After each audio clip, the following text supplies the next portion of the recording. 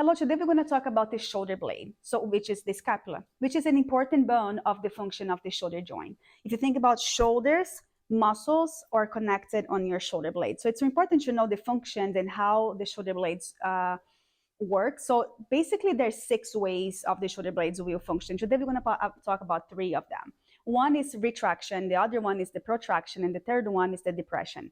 So by knowing those functions and the way it performs and it moves, you can apply that when you're doing especially the upper body work. So you don't feel on your cervix spine. You probably have felt some of the exercise like the medial deltoids. You probably have felt a lot pain and discomfort on your cervix spine, on your neck, but that's because 100% your shoulder blades, it's not in a proper position. So let's first talk about the retraction. Place a close look on my shoulder blades, which is those 2 bones in here. When you think about a retraction, imagine you have a pencil right in between your shoulder blades. And if you are in this position here, relaxed, now if I say retract your shoulder blades, that means squeeze the pencil in between your shoulder blades. So it's not the shoulders moving back, it's the shoulder blades hugging in, so the shoulders stay locked in place, right? So the pencil, it's here. All you're doing with your shoulder blades, you are squeezing the pencil so the pencil stays nice and intact in there. So it's not moving from your shoulders, it's moving from your shoulder blades. So think about that pencil right in between. Okay, now let's talk about protraction, which is the opposite action.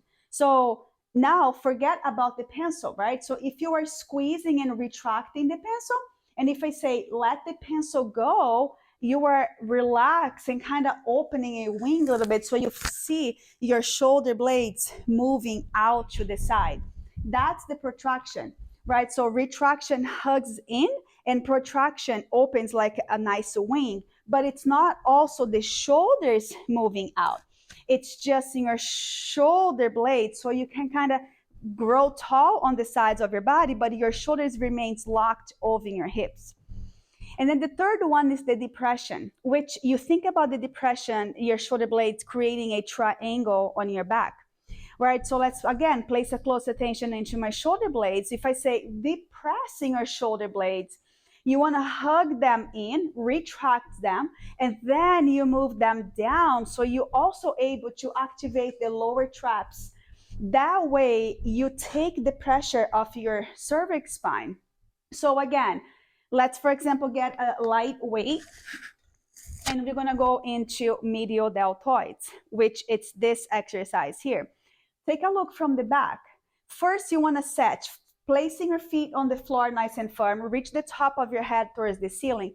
Now, add a retraction into your shoulder blades and a depression. So you can see now that my shoulders, it's locked in place.